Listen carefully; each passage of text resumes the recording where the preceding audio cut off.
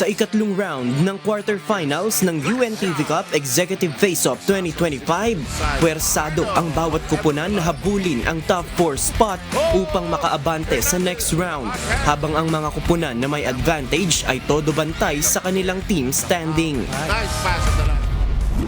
Sa first game ng triple header match sa Nova Desi Convention Center sa Quezon City, halos dikit lang ang naging bakbakan sa hardcourt ng DOJ Beacons at ng GSIS Furies. Mula first hanggang fourth quarter, ilang ulit nagkaroon ng deadlock at lead changes na nagpahirap sa parehong kampo na makuha ang upper hand.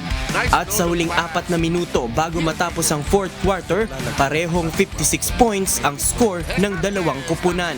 Umangat ang DOJ Beacons ng 1 puntos matapos ang free throw ni Prosecutor Borgie Kalugay. Parehas na dagdagan ng 2 points ang score ng dalawang kupunan bago pumasok sa last 2 minutes of action. 60-58, lamang pa rin ang DOJ Beacons. Tinangkang humabol ng GSIS Furies sa huling minuto ng laban, ngunit tanging ang free throw lamang ni Homer Garcia ang naibuslo bago matapos ang laban. Natapos ang laban sa score na 61-59. Basta bigyan natin ang best natin. Basta laban tayo, matalo manalo, kasi importante ilalaban natin yung game.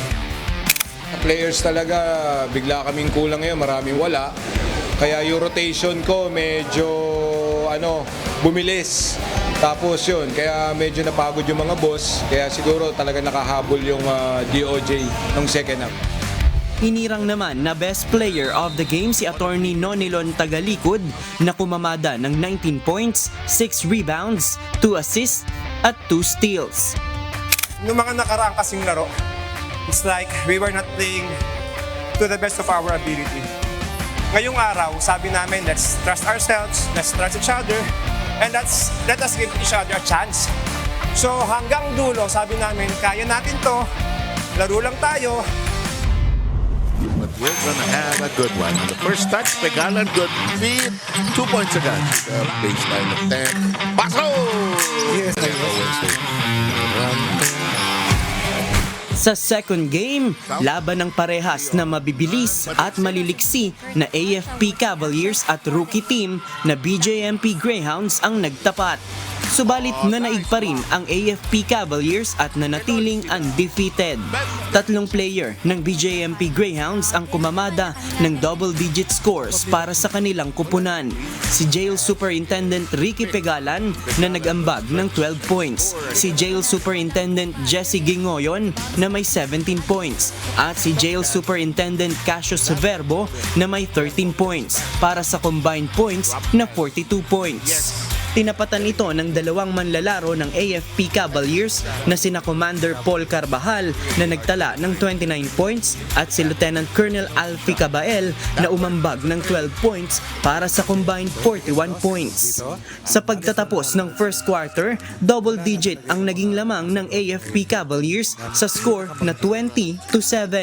Naalagaan nila ang kalamangan hanggang sa maiwan ang 20 puntos na tambak sa pagtunog ng buzzer kontra BJMP Greyhounds sa final score na 83-63.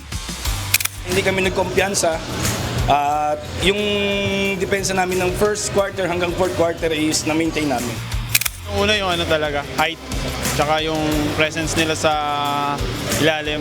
Mas advantage kasi sila sa height kaya yun talaga yung naging problem namin.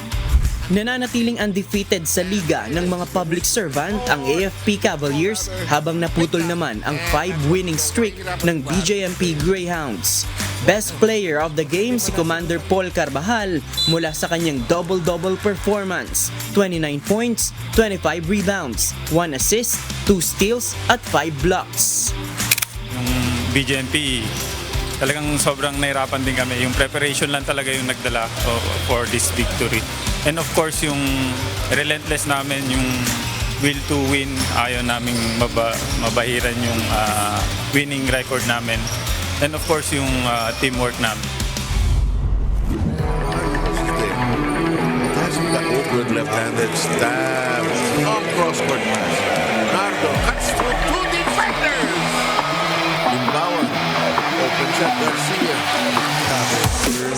At sa huling game ng triple header match, naging mainit ang bakbakan sa hardcourt ng Judiciary Magis at PNP Responders sa endgame ng laban. Tabla sa 64 all ang score bago pumasok sa last 2 minutes of action. Parehong desperado ang dalawang koponan para selyuhan ang kanilang panalo. Pinilit ng PNP Responders na makahabol hanggang sa pagputok ng buzzer. Subalit naiwan sila sa 4 na puntos na kalamangan. Final score 73-69 in favor of Judiciary Magis. Ni-instill ko lang sa kanila na they have to do their role. Kasi very important yun, even though na hindi sila umi-score. But again, nakakontribute sila in the little way. Malaking bagay sa amin. Breaks of the game lang, may mga tawag na hindi na pumabor sa amin. Ganun lang talaga hindi pumabor sa amin, hindi kami namin nakuha yung panalo.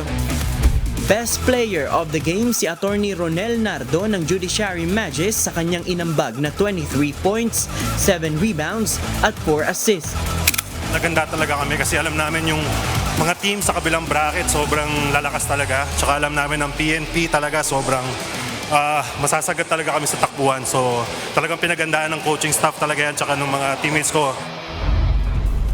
Matapos ang mga laro nitong linggo, nangunguna pa rin sa standing ang undefeated na AFP Cavaliers sa kanilang 8-0 win-loss record.